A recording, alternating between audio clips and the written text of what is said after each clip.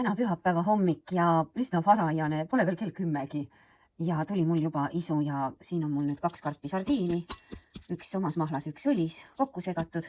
Keetsin 4 muna, jälle läks grammike üle, aga no pole väga viga. Muidugi siis natuke võid ja soola ja kõike on siin. Hakkame maiustama. Head isu! Me tegime praemuna ja praetud veisehappliha. Isu äratav on ju. Juba tahaks sööma hakata. Kus on söök? Ma ei tea. Ikka siin. Aga hakkame tõstma või? Päikeseloojangu aeg hakkab tulema.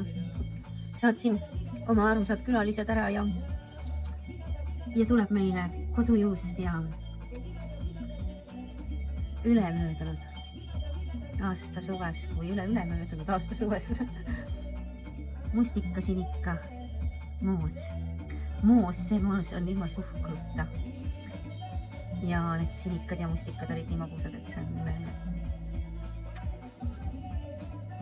Vot selline üllatuski.